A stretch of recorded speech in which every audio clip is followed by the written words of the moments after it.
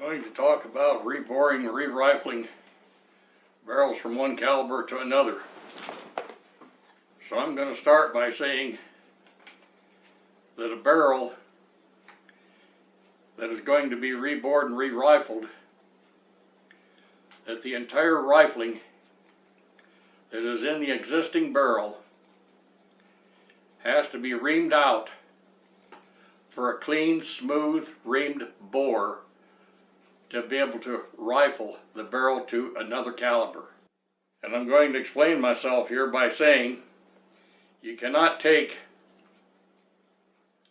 for instance, a 308 diameter barrel, groove diameter barrel, which is 30 caliber, which is a 300 bore and 308 groove diameter.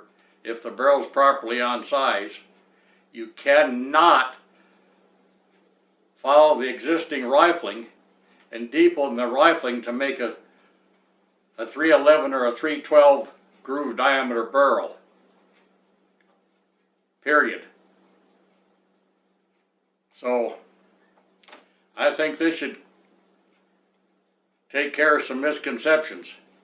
This applies to almost any caliber. You just can't simply follow the existing groove.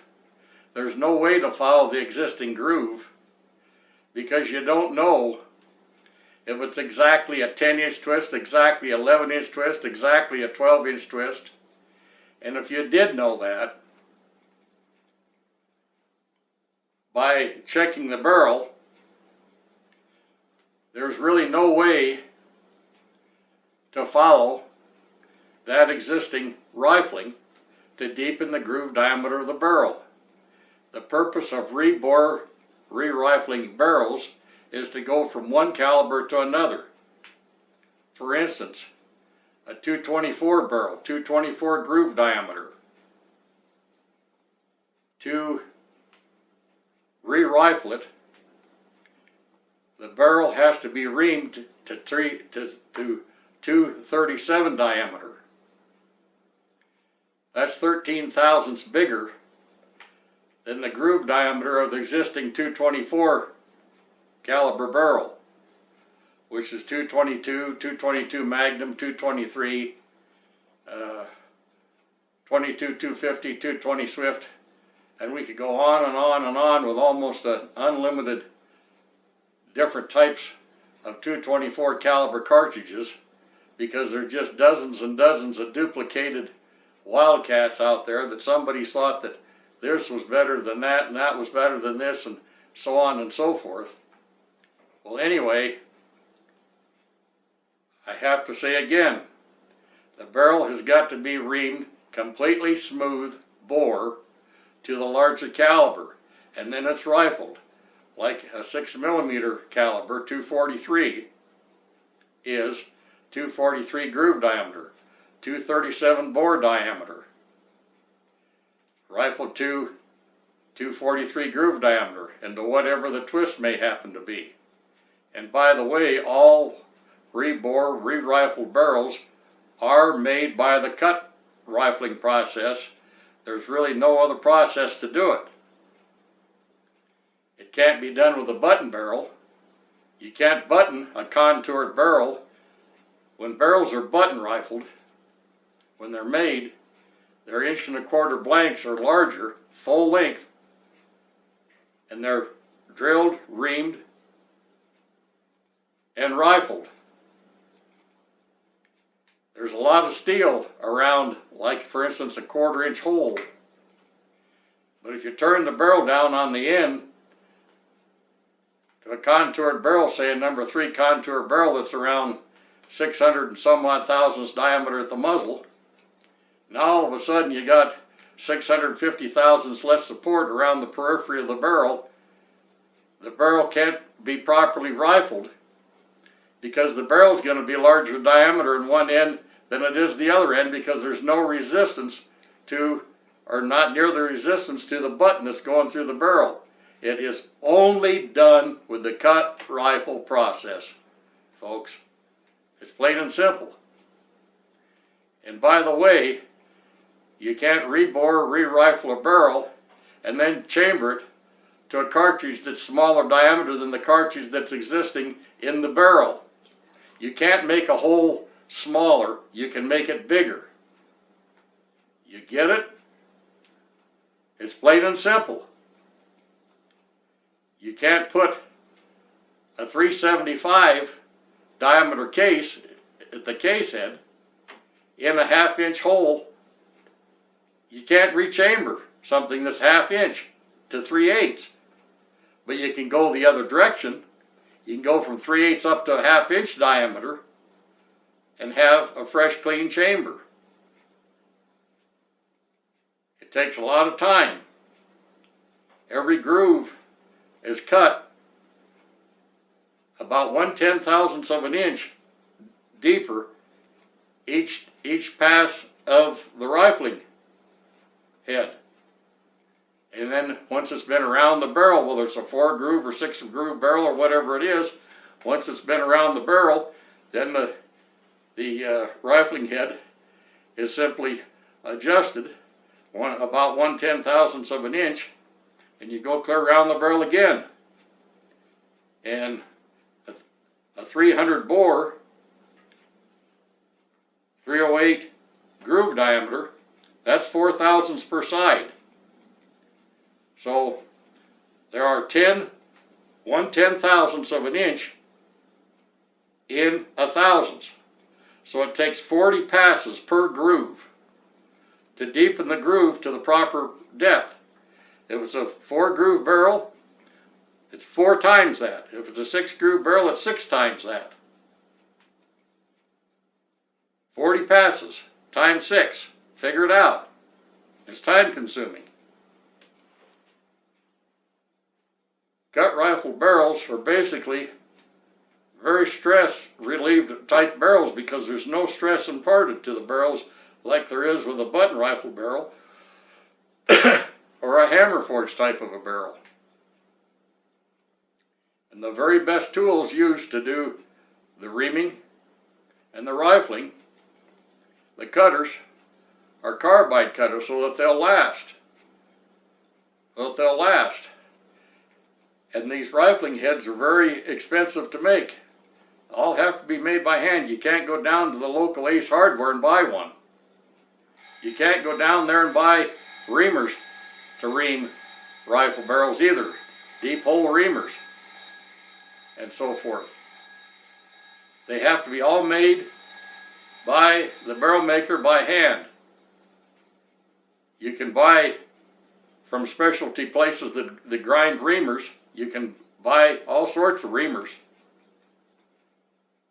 fitted on a long oil tube to be able to ream the barrel. There are a lot of things that dictate what an action can be rebarreled to, barreled to, and so forth by the dimensions of the cartridge. You can't put a cartridge 3 inches long in a 2.5 inch magazine box, for instance. But I get all sorts of inquiries and nobody's done much of any thinking. Nobody's done any kind of research. Can you do this? Can you do that? Can you do something else? I haven't get things that, can you rechamber my barrel without taking it off the action? Hell no, I can't rechamber the barrel without taking it off the action. You know, this all has to be done properly and set up properly. The barrel was made and chambered and screwed onto the action, so it should be very, very obvious that you take the barrel off to chamber it. You take the barrel off too, by the way, to rebore and re-rifle and chamber it to some other cartridge. And when we're talking about chambering, let's say that we're going to go from a 30-06 to a 338-06. The chamber is the same. The entire chamber is the same up to and including the angle of the shoulder of the chamber. But the neck portion has to be opened up for the bullet that's 30,000ths larger. A 338 bullet is 30,000ths larger than a 308 diameter bullet. It should be very, very obvious.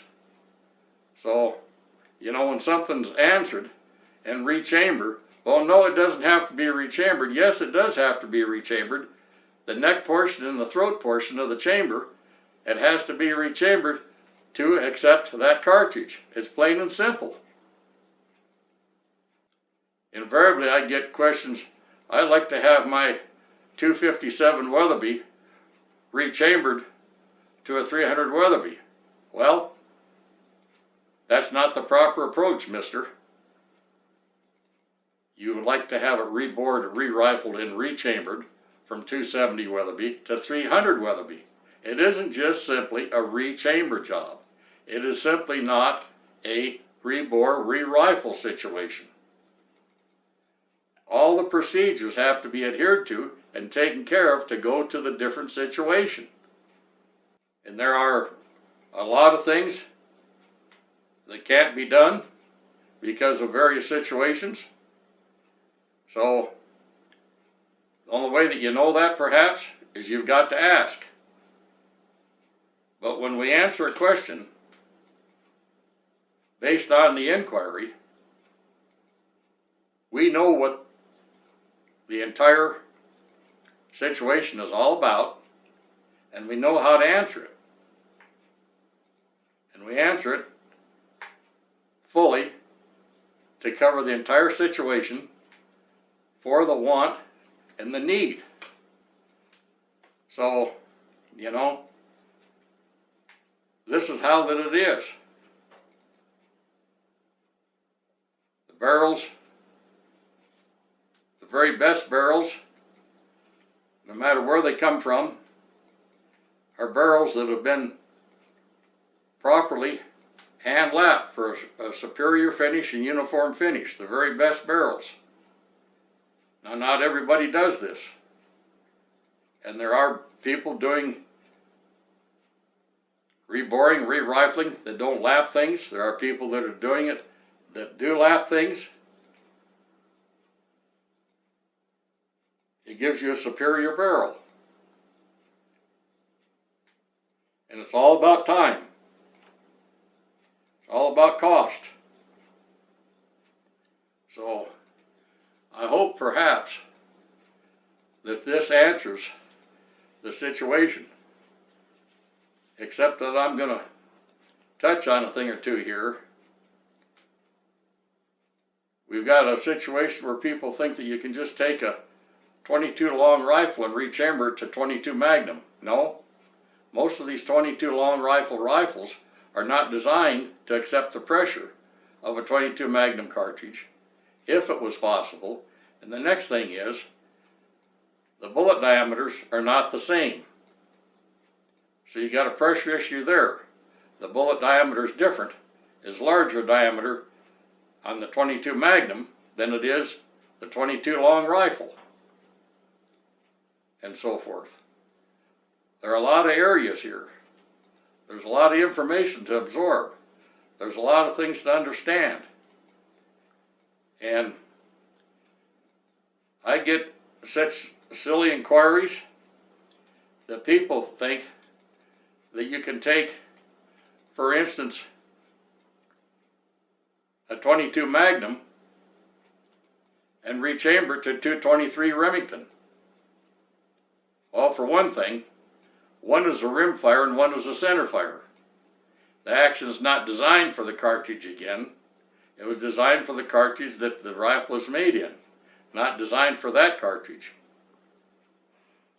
There are a lot of aspects to this whole game.